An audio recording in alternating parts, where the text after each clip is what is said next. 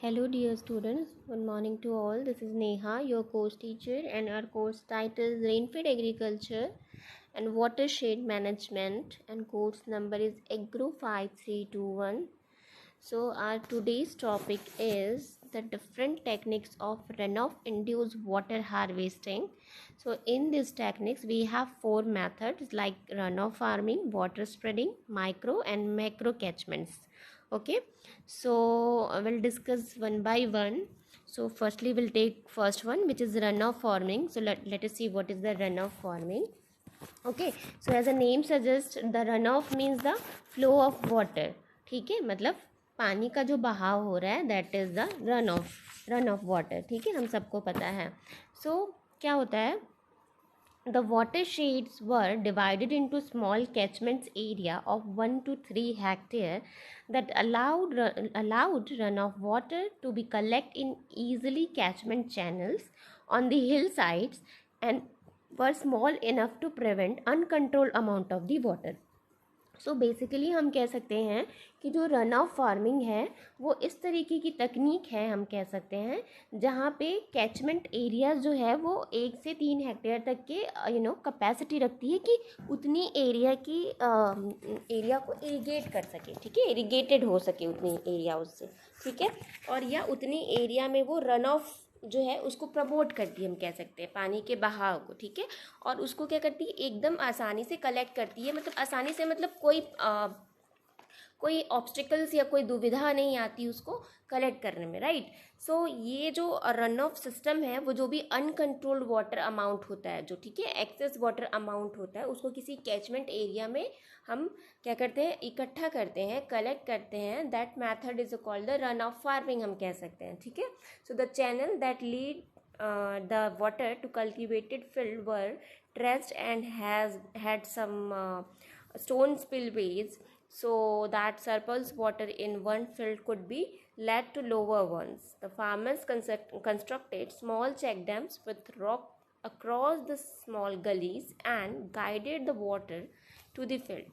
ठीक है, so channels जो होते हैं वो एक टेरेस के समान हम बनाते हैं. ठीक है, टेरेसिंग जो हम करते हैं, जैसे हमने soil and water conservation technique में पढ़ा था कि हम टेरेस बनाते हैं, कॉन्टूर बंडिंग करते हैं. ठीक है, तो हम उसके तरीके से अपने फील्ड पे, कल्टीवेटेड फील्ड पे क्या करते हैं, टेरेस बनाते हैं, और वहाँ पे पानी का बहाव, एक्सेस बहाव मत हो करके उसके जो साइड पोर्शन होते हैं उसको स्टोन से हम कवर्ड करते हैं. ठीक है, ये डाइक्स टाइप का स्ट्रक्चर बनाते हैं.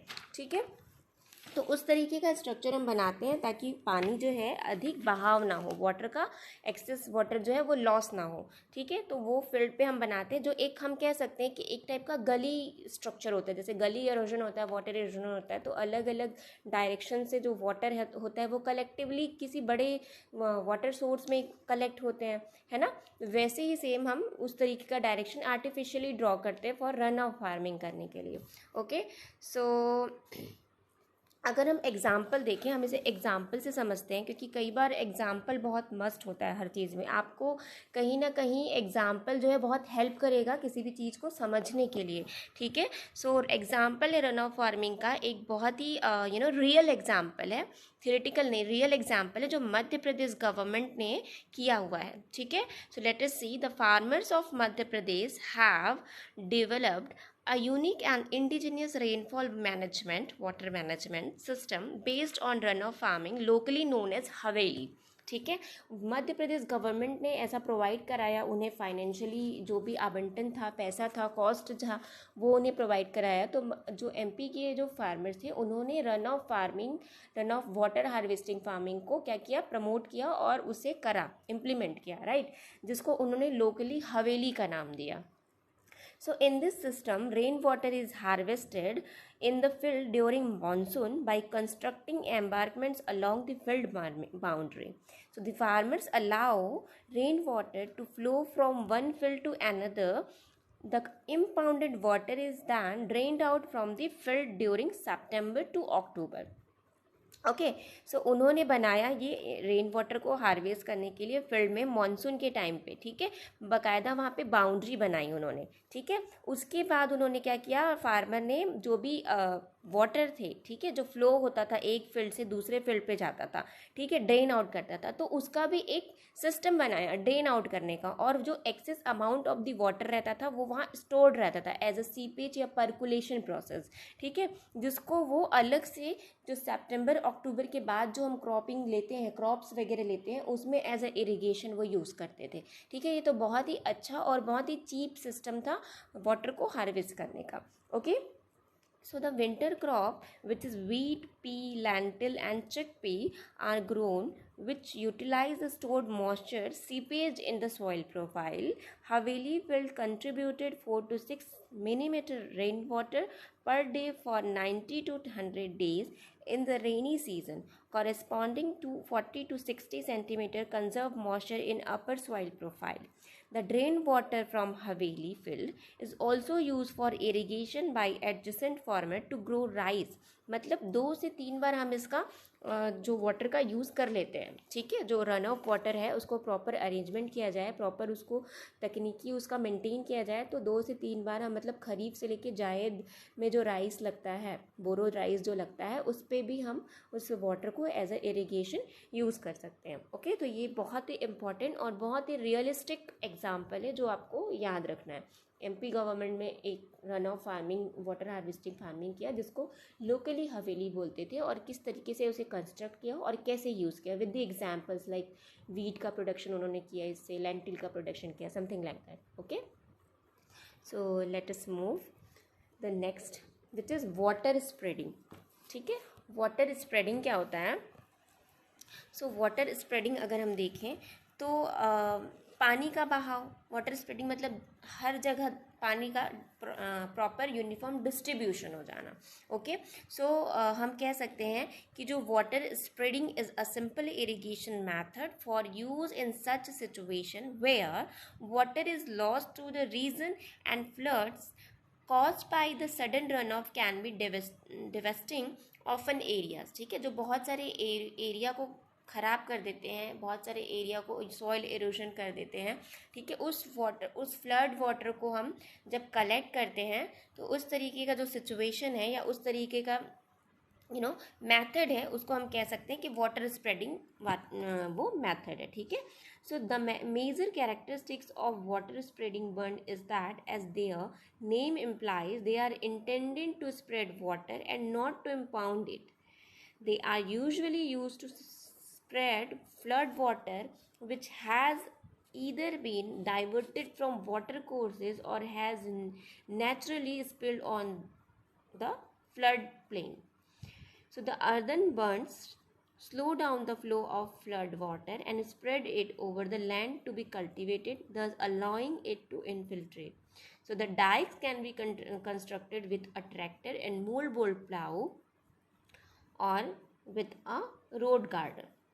ठीक है, तो बेसिकली क्या होता है, वाटर स्प्रेडिंग एक ऐसा सिस्टम है जो फ्लड वाटर होता है, या फ्लड वाटर ऐसा नहीं कि बाढ़ का ही पानी है उसको हम फ्लड वाटर बोलेंगे। ठीक है, जब हम एक्सेस अमाउंट का जो वाटर होता है, ठीक है, वो किसी फील्ड से हम डिस्चार्ज करते हैं, that water is also called the flood water. ठीक है, स्टोरेज, उस वाटर को भी हम स्टोर करके नेक्स्ट सीजन पे रख सकते हैं। ठीक है, बहुत से हमारे टेक्निक्स है, जैसे पर्कुलेशन और सीपेज का जो टेक्निक है, जो सेचुरेटेड सॉइल में पर्कुलेट होता है सॉइल, वो कहीं ना कहीं मॉइस्चर को होल्ड करके रखता है और नेक्स्ट सीजन में हमको क्रॉप ग्रो करने के लिए प्रमोट करता है। ओके, तो ये वाटर स्प्रेडिंग बहुत एडवांस टेक्निक नहीं है, बहुत ही इजी टेक्निक है, जहाँ हम बर्न बनाते हैं, मतलब इंडिविजुअली ये ट्री बर्न हम कह सकते हैं कि अलग अलग सीढ़ी टाइप का हम सीढ़ी नुमा स्ट्रेट नुमा बनाते हैं, जहाँ हम डाइक मेंटेन करते हैं। ठीक है, जो ड्राई इरिगेटेड क्रॉप के साथ साथ हम एक डाइक मेंटेन करते हैं, जहाँ से वाटर एक्सेस जो फ्लड वाटर है वो क्या हो जाए, डिस्चार्ज हो जाए, और हमारा जो क्रॉप है उसको जितना वाटर रिक्वायरमेंट है वो उतना होल्ड करे और बाकी जो वाटर है वो थ्रू आउट करे। ओके, सो यस, इस तरीके का स्ट्रक्चर होता है। देखिए एक फील्ड से, देखिए आप यहाँ देखेंगे एक फील्ड से वाटर जो है वो यहाँ से हमने कलेक्ट करा वाटर। ठीक है, इस सिस्टम में हमने कलेक्ट करा और बर्न बना दिया हमने। ठीक है। उस बंड से हमने स्लोप के अकॉर्डिंगली वाटर फ्लो किया, वो स्लोप के अकॉर्डिंगली वाटर फर्स्ट फील्ड में आया, फर्स्ट फील्ड ने अपना वाटर जो है access amount of the water जो है वो डिस्चार्ज किया, वो सेकेंड फील्ड पे आया, ठीक है। तो ये सारे जो इरीगेटेड क्रॉप है, इसके बाद हमने ये पोर्शन पे आप देखेंगे, इस पोर्शन पे हमने एक डाइक बनाया हुआ है, ठीक है। सो डाइक जो है हमने बनाया है, तो वो क्या होता है, डाइवर्जन करता है वाटर को, राइट, अलग जगह पे मोड़ देता है वाटर को, जहाँ एसेंशियलिटी नहीं होती, वाटर रिक्वायरमेंट नहीं होता हमारे क्रॉप का, उसको क्या करते हैं, अलग डायरेक्शन पे ले जाता है। इस वजह से हम डाइक भी बनाते हैं, राइट। अब डाइक क्या होता है, तो हम कह सकते हैं dyke is a very simple form, we could say like a barrier constructed to the certain, the flow of water, we can say the dike prevents the flooding system, we can say also, very simple, ठीक है। तो ये इस तरीके का हम management करते हैं वाटर स्प्रेडिंग सिस्टम में, ठीक है। तो ये आपको हमेशा ध्यान में होना चाहिए, ठीक है। इस आप हमेशा अगर इमेजनरी फॉर्म पे याद रखेंगे तो आपको थियोरेटिकल चीज़ें याद रहेंगी, ठीक है, क्योंकि ये जो वाटर हार्वेस्टिंग टेक्निक्स है वो काफ़ी एक दूसरे से सिमिलर है। कोई सा टेक्निक ऐसा है जो इनफिल्ट्रेशन पे काम कर रहा है, कोई ऐसा है जो स्प्रेडिंग सीपेज और पर्कुलेशन पे काम कर रहा है, राइट। तो हमें इमेजनरी फॉर्म पे उसे याद रखना होगा कि हम किस तरीके का सिस्टम जो है वो इम्प्लीमेंट करते हैं और वाटर को हार्वेस्ट करते हैं, okay. And the next is micro catchment which is also known as negarim, ठीक है। माइक्रो कैचमेंट से हमको समझ आ रहा है कि ऐसा एरिया जहाँ पे हम वाटर को कलेक्ट करते हैं which has the very small capacity to hold the water, to collect the water, ठीक है। सीधी सी सिंपल सी बात है। So a plant can grow in a region with too little rainfall for its survival if a rain water catchment basin is built around it. At the lower point within each micro catchments, a basin is dug about 40 centimeter deep and a tree is planted in it. So the basin stored the runoff from catchment.